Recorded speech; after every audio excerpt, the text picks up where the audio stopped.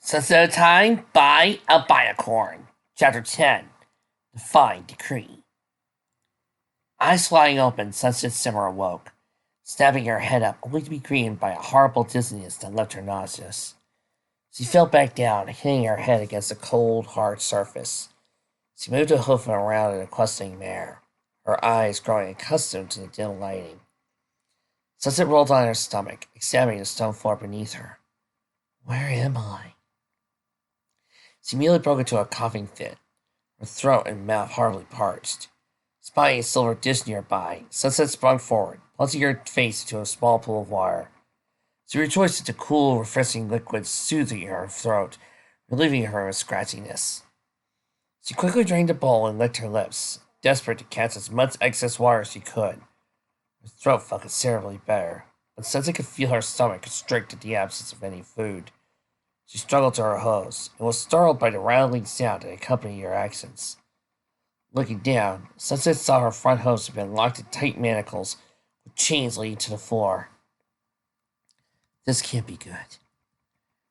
Her previous dizziness returning, Sunset staggered and leaned herself against the wall.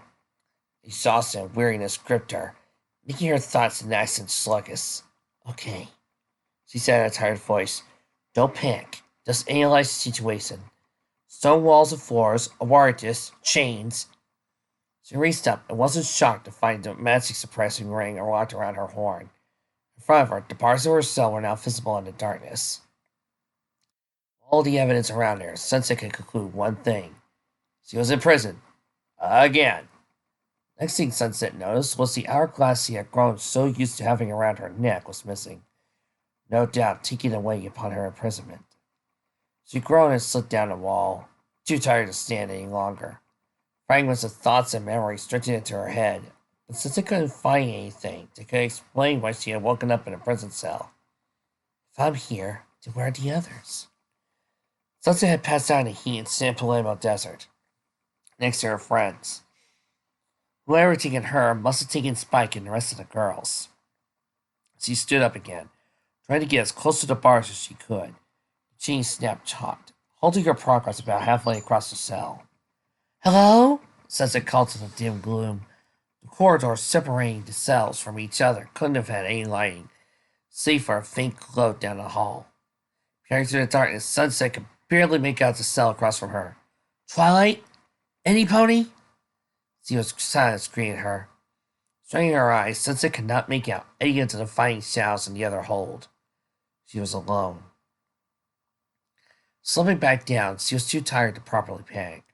Sunset resumed trying to piece together what could have happened between the time she passed out and her awakening in a dozen. She assumed she was somewhere in Las Pegasus, it being the only civilization near her previous location in the desert. But Sunset couldn't find an explanation to why she was incarcerated. The rest of her friends were someplace else. Vesperius wanted us dead, so it doesn't make sense for her to phone at me. She wanted me dead specifically, so that gives her less of a reason. Sunset couldn't draw any more concrete conclusions.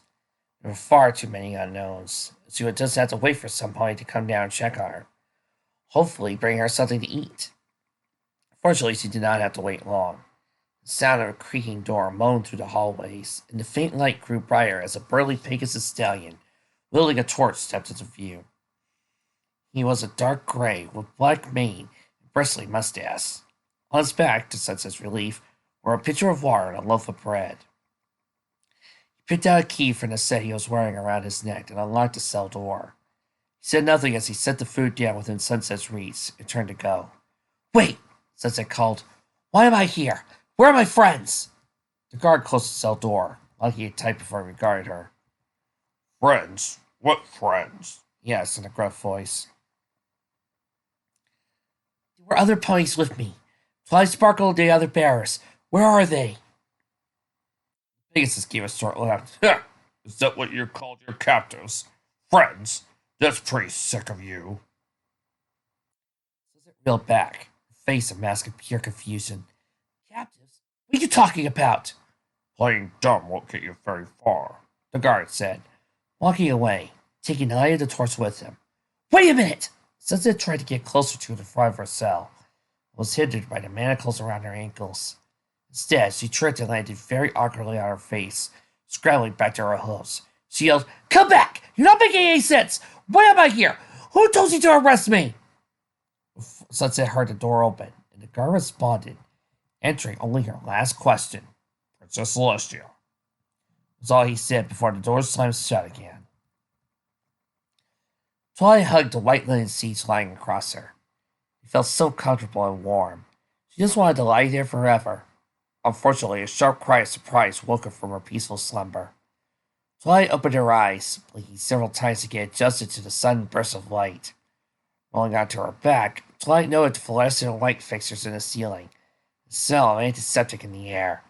Next to her foreleg was an IV, dripping clear fluid into her veins. A hospital? Why would I be? What's going on? Where am I? What happened? A familiar voice reached Twilight's ears, appeared to come from beyond a pale curtain to divide the room. Calm down, please, Miss Das. Everything is fine, a nurse said. Twilight could see her shadow gently trying to retain the circling Rainbow Das. No, it isn't. My friends are in trouble. I was supposed to go get help. Relax. All your friends are fine, see? The nurse drew back the curtain and jumped a little when she saw Twilight staring at her with curious eyes. Oh, you're awake. See, Miss Das, everything is fine. Rainbow promptly ignored her. Twilight! Are you okay? Twilight sat up in her bed, resting against the soft pillows. She felt hungry and lightheaded, most likely due from not eating, but otherwise she was fine. Don't worry, I'm okay. But what happened? The last thing I remember was trying to cast a water spell, and everything goes blank. Looking visibly relieved, Rainbow said, You passed out. Applejack says it was because you were trying to do magic while overheated. Me and Spike flew the rest of the way to Las Pegasus. But I guess I was dehydrated too, because I don't remember much after getting to the city limits. The nurse had moved over to Twilight's bedside, checking the blinking monitors and changing Twilight's IV bag. I'm afraid you passed out too, dear. But that little dragon friend of yours got some help. He ran into one of the desert patrol teams and got them to bring the rest of your friends to the hospital. Twilight felt herself grin, sinking further into her comfy bed. Good job, Spike. The nurse continued. The poor thing, though. That awful Sunset Shimmer must have done something to him and your two other friends. He actually tried to stop the guard from taking her to jail. What? Both Twilight and Rainbow's expressions had jumped from relief to horror, and both were sitting upright with wings flared out.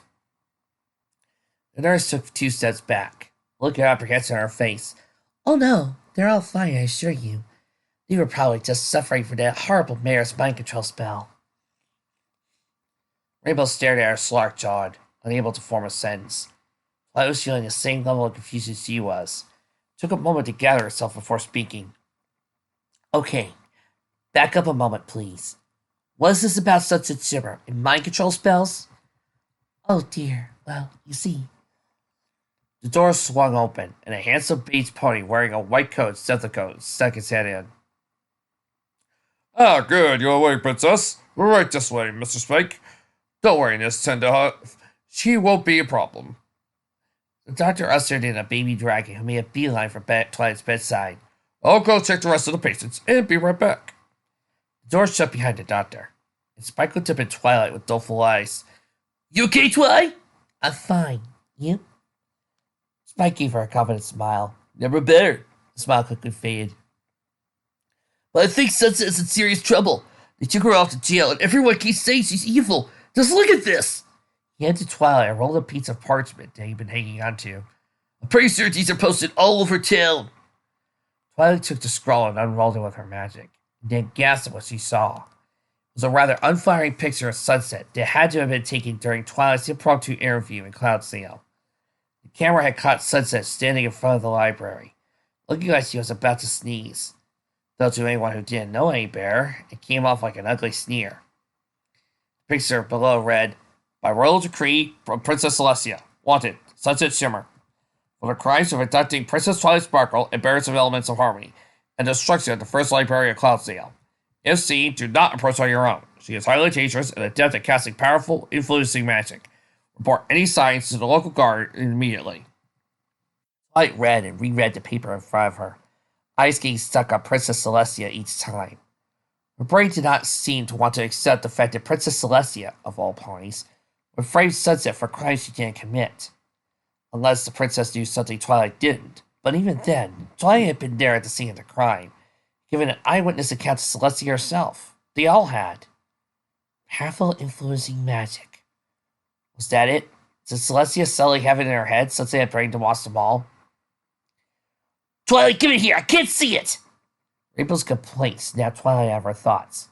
She levitated the scroll over to Rainbow, who let out another cry of, "What?" Spike nodded his head sagely. Totally crazy, I know! He pointed at her claw at Nurse Tenderhoof, who suddenly looked like unsure of everything around her. She even tried to get me magically scanned for curses and stuff. This piece of trash is saying Sunset and the fold at us. They brainwashed us, Rainbow said, outraged, holding the paper as far away from her face as she could, like it was rid of some disease. And Princess Celestia ordered her to be arrested? Something isn't right here. You're right, Rainbow. Something is fishy. We're going to get to the bottom of it. First, you have to get Sunset out of jail before they cart her off to Canterlot. Twilight carefully removed the IV, whistling slightly at the unnatural feel of it sliding from her vein. Got out of bed, much to Tenderhoof's chagrin. Please, Your Highness, I think you still might be confused about the whole situation. I am not confused. Sunset is our friend, not some mind-controlling witch. Come on, Rainbow, let's go! Rainbow undid her own IV with less caution and scrambled out of bed as Nurse Tenderhoof faithfully tried to block the door. Even so, I still think you need rest. You were really dehydrated when you were brought in. You still haven't eaten everything. Thank you for your concern, and take care, Twilight said diplomatically. We appreciate it, and I promise you we'll have a large meal later. Right now, if you can point me to the rest of my friends, we'll be checking out. Nurse Tenderhoof jumped forward, knocking into Twilight as the door opened up behind her, letting in the doctor. You know the two ponies out of their beds. Is there a problem, Your Highness? Twilight shook her head. No, sir. I just believe it is time for us to get going. I have very important princess things to do. Just tell me my friends are okay to go. The doctor gave her a stern look. Well, your friends are awake and stable, but I suggest you rest for the remainder of the night, Princess.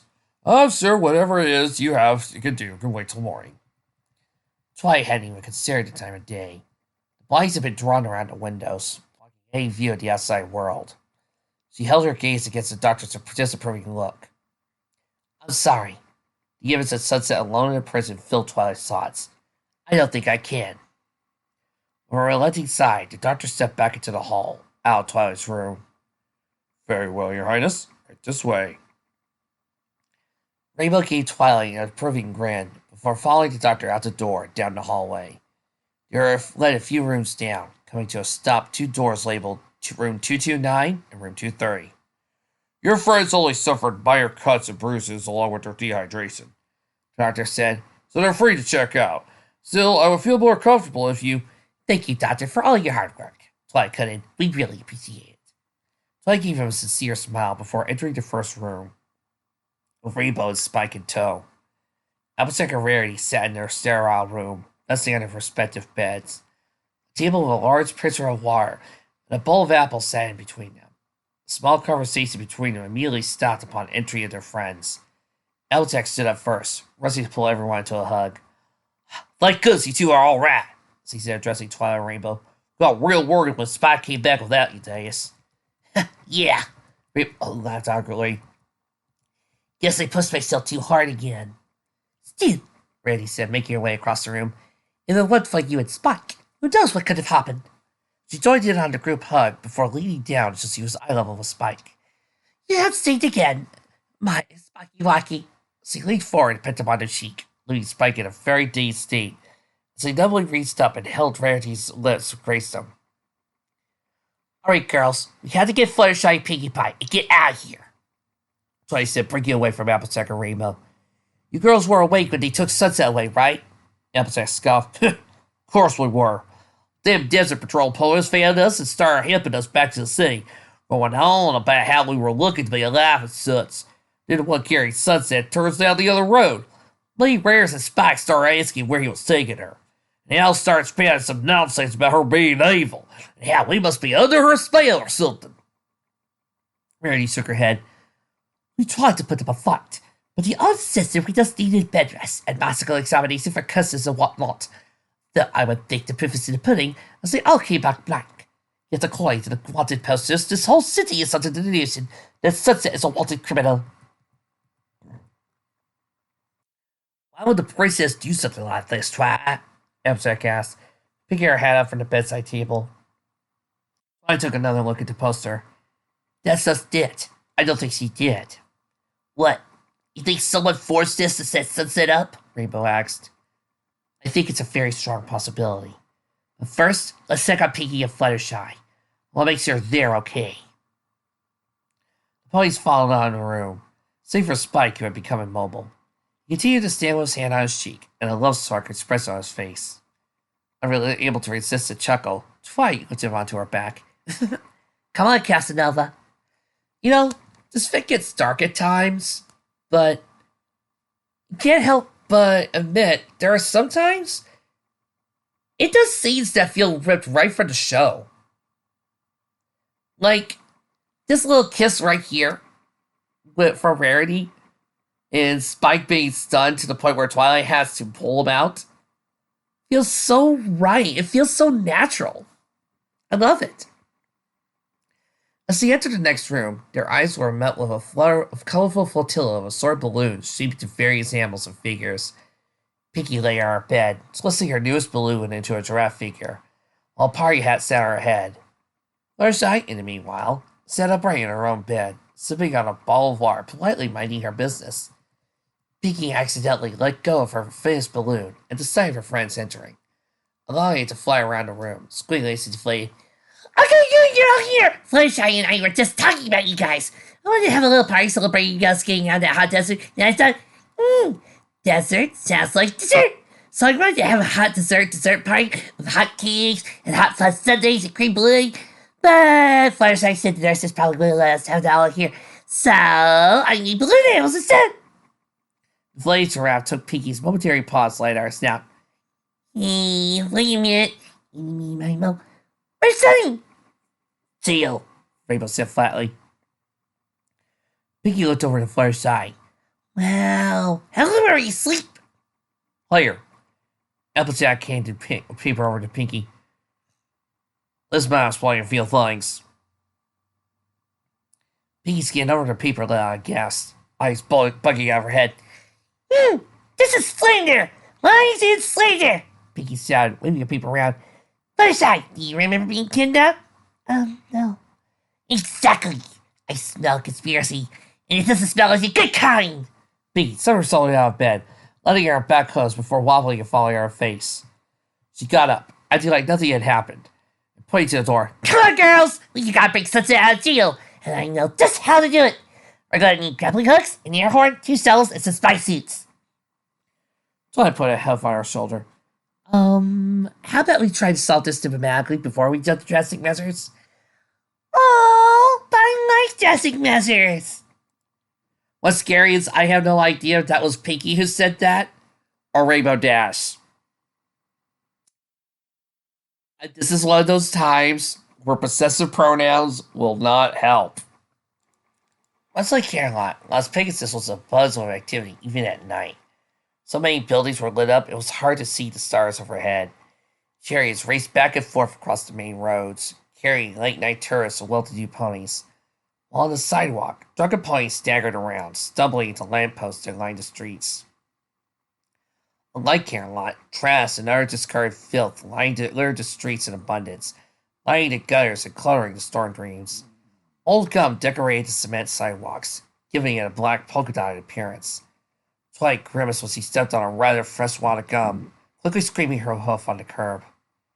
I knew Las Pegasus wasn't known for being the cleanest city in Equestria, but is it too much to ask for ponies to put their gum in the trash?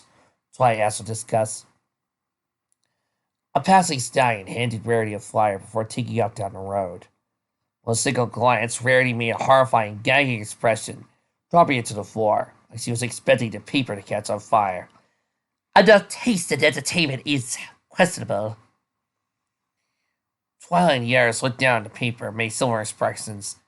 On it was a scantily clad Pegasus in a very inviting position, with several muscular earth ponies around her. Yeah, LP isn't exactly the most family-friendly city, Rainbow said from her overhead perch. Applejack quickly averted her eyes. Life's one way of putting it. The group continued wandering down the city streets, now on guard for any shading ponies lurking just outside the lights of street lamps, wary to anything else that might be advertised to them.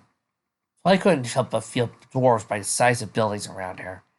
Each one had to be at least 6 stories tall, with dozens of them extending far beyond that, scraping against the very night sky. Most of them were blocky, giving them appearances of radiant dominoes.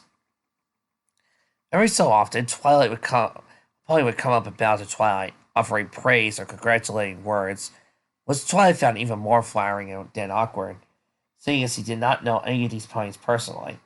Some of them even offered condolences for her recent ordeals he had just gone through. Twilight, who got tired of explaining it was all a misunderstanding after the 4th one. But then there were several who outright ignored Twilight as she passed by, which Twilight wouldn't have minded if one for the evil eyes some of them seemed to have been giving her. Finally, it became apparent to Twilight that not every pony was excited to have a new princess when a raggedy earth pony walked up and spat in her face. Quicker than lightning, Rainbow smashed the stallion to the ground, placing her in a tight chokehold. Apologize! Apologize right now! She screamed, fuming. Yeah, just like a princess, setting somebody to do the work for you while you reap the benefits. He said between wheezes.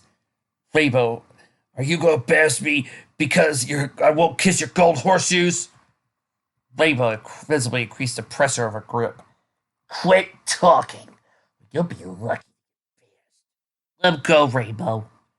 Rainbow looked dumbfounded. But Twilight, I know, Twilight said, wiping the spit off her cheek. But please let him go. Giving the stallion one last repulsed look before letting his head drop to the floor, Rainbow got up and took a defensive stance in front of Twilight. Watching the earth pony stand up and regain his breath, Twilight said, I'm sorry you feel that way, sir. Is there anything I can do to change how you feel? You could drop off the face of the earth, he snarled before stomping away. Dude, Rainbow was already ready to snap your neck.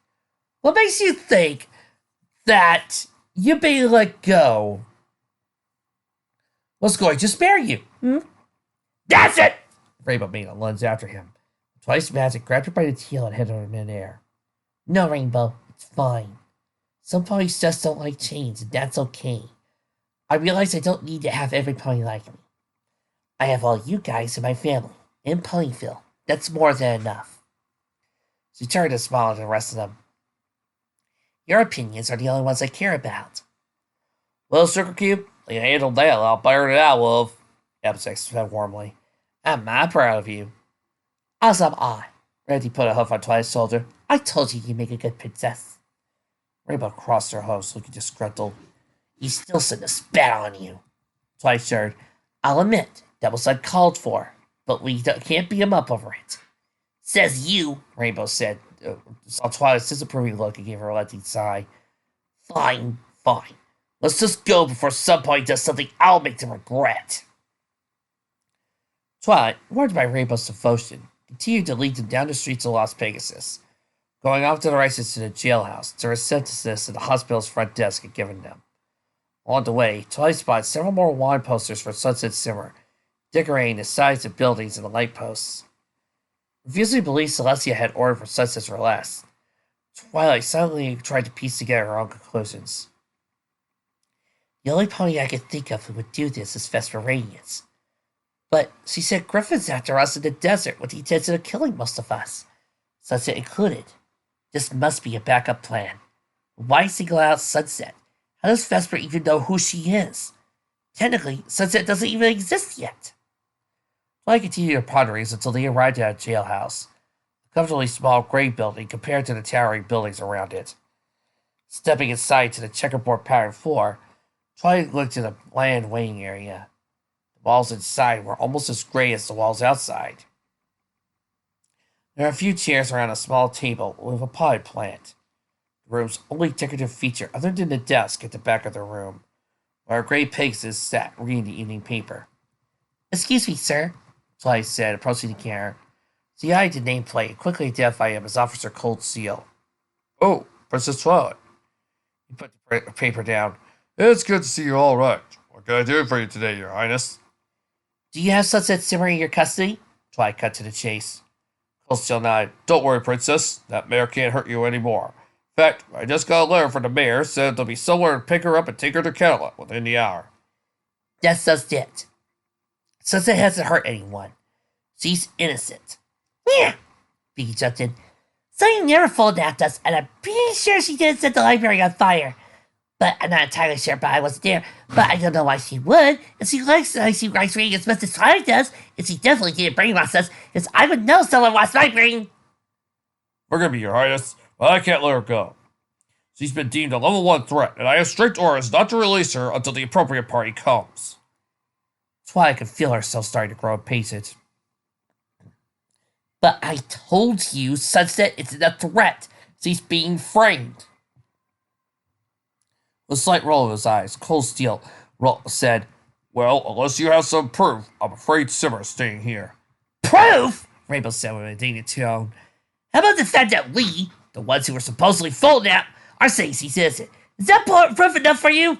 Listen. Cold Steel is now physically being annoyed.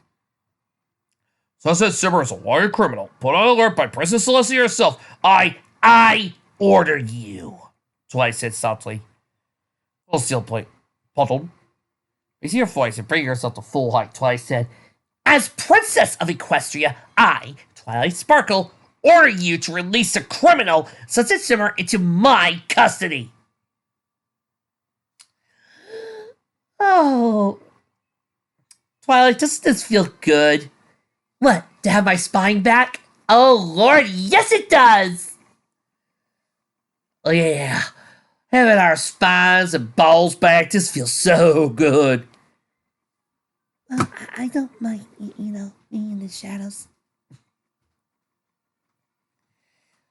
Caught between a rock and a hard place, Cold Steel could only fidget nervously as he weighed his options. Just fill us out, Your Highness. Walk the door behind him. Well, Twilight, way to show him! Rainbow cheered. That's how you put someone in their place! Twilight Plus, taking a quill and file out the release paper. It was nothing. I'd do the same for any of you. Still, Twilight couldn't ignore the small sense of pride she had for herself. I just gave my first royal decree. Calling Sunset furious would be an understatement. She was livid. It was a rage she could only take out on her breast. She tore off large chunks of it and chewed as angrily as she could. I don't understand, she muttered between mouthfuls. Why would Celestia want me arrested?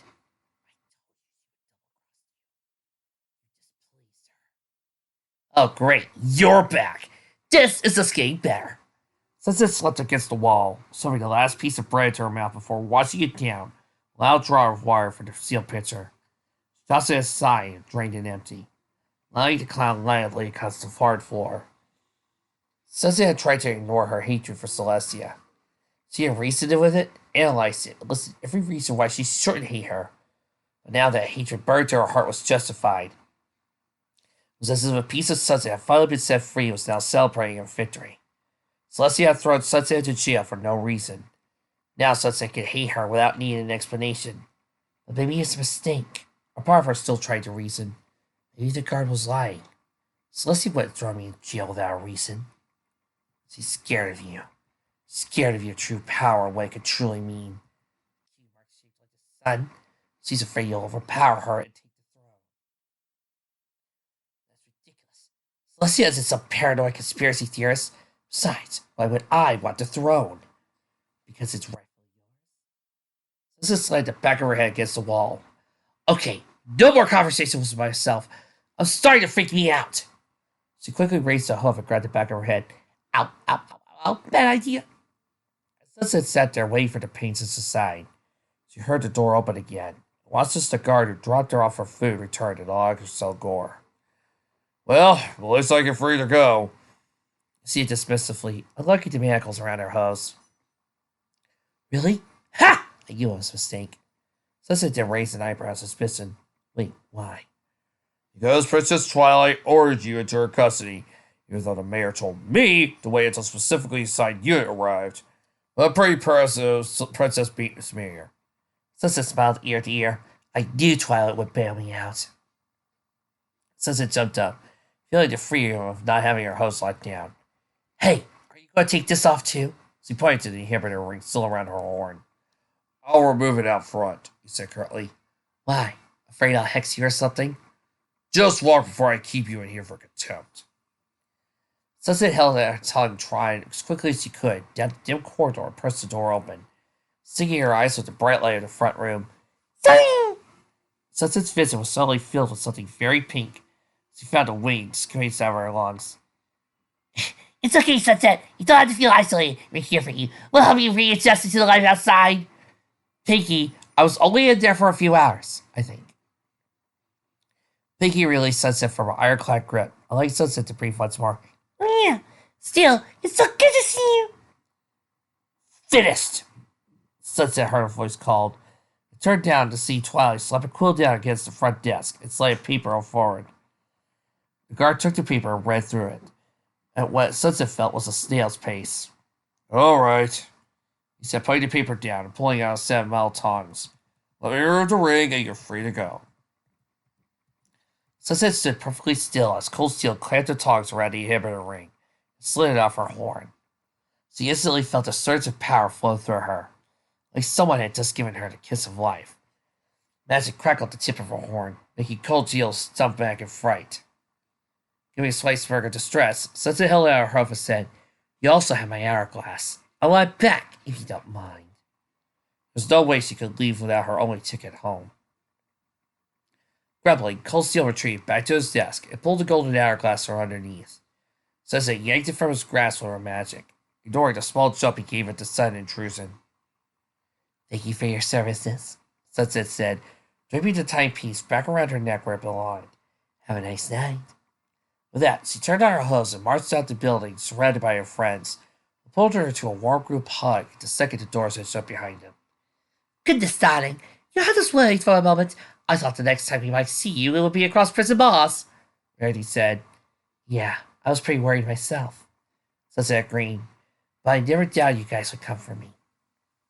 Yeah, you should have seen it, Rainbow circled ahead, flaring her wings. Twilight totally went full princess power to get you out. Sunset broke away from the others and looked at Twilight. Really? You did that for me? Well, yes, Twilight said demurely. You are my friend after all. Besides, I could have had you go to prison for something you didn't do. Yeah, can someone fill on me what exactly I did not do? Sunset was all but still knew that Princess Celestia wanted her arrested. Spike handed her a rolled up pressure for top Twilight's back. We think it was a setup. Princess Celestia wouldn't do something like this. Harry Celestia's name caused Sunset to snatch the paper with more force than he meant to. She unrolled the paper and read the notice, stopping to examine a crude picture taken of her. Now that Sunset thought about it, if Celestia really wanted her, she would have come and taken her herself. Well, Sunset, what do you think? Twilight asked. The sound of a growling stomach beat Sunset to the punch. I think I'm still hungry. Last answer I heard all night, Applejack grinned. Come on, let's get some grub. Hold on, Applejack, but you seem to be forgetting we don't have any money. Rarity intervened, sounding dejected all the same. Don't worry, girls, Twilight said, leading down the street once more. I think I can bend a few rules, just this once. Spike grabbed his rumbling stomach. Thank goodness, 'cause I'm starving. So, Pinky bounced next to Sunset. Do you have any cool prison stories? Did you get any tattoos? Sunset, Pinky, I was only there for a few hours. Sunset said, crumbling up the water poster, tossing it in a nearby trash can. Leaning on a content sigh, Sunset reclined in her chair, an act mimicked by everyone around the table. Empty dishes were all piled around, practically licked clean of all food. It was especially true in the case of Pinky, who seemed determined to sop up every last bit. After asking around, Twilight led them to the fanciest hotel in the city, the Promenade, where, after a small display of princess persuasion and a promise to be repaid by the royal treasury, everyone was treated to an outstanding gourmet dinner. The table sat outside the terrace of the hotel's restaurant, overlooking the Las Pegasus Strip. Shining like a brilliant star, the strip could be mistaken for its own city, when in actuality it was Las Vegas' largest attraction other than Applewood, was down on the opposite hill. Historic buildings of vibrant colors and fantastic shapes clustered together to make the strip, making the rest of the city look dull by comparison. Sunset tore her eyes away, growing too tired to dream of the amount of fun that could be had down in one of the various steamboat hotels and casinos. Instead, let her eyes wander a bit closer to home. Though, other than the large koi fish pond nearby, there wasn't much to look at. Being so late, there was only one other couple out on the terrace with them, no doubt returning from a gambling expedition. Sunset watched as they finished paying the check and got up to depart, leaving them behind the day's paper. Sunset was about to turn away when something in the paper caught her eyes. She levitated the page and fully examined the header, reading, "Unicorn couple, missing from Hollow Shades. Police suspect murder." Last night, the sleeping community of Hollow Shades received a terrifying wake-up call when several reports of screaming were filled to the police office, finally ending with a missing ponies report. At approximately 5:30 in the morning, ponies in Morning Glory and Midnight were announced missing. My cat was yelling at me and later inside. I got up and opened the door when I started to hear a mare scream, says city residents. Tony Rose, I was so terrified I didn't know what to do. I looked across the street for the old couple, said Wynn Whistler. They were nice enough to mostly kept to themselves. I do not know who would want to hurt them. Detectives arrived on the scene to find no evidence of breaking and entering. However, there were still traces of blood from both ponies, though no physical weapon was found. Investigator Wyatt Lynn says there's a possibility that the assaulter took a weapon with them, but we have high suspicion that there was one done by a unicorn. Sadly, we are too confident they are still alive. With no suspect, Hull States is in a state of panic. We acknowledge this is a worrying situation, but we encourage every party to remain calm and try to go about their usual lives. One little more caution. What is that, Sunset? Sunset snapped her head up, catching Twilight examining the back of the newspaper. Luckily, everyone else seemed to be in their own worlds, eyes glazed over from their meals. It's nothing right now, Sunset said, folding up the paper and putting it back on the table. I'll tell you later.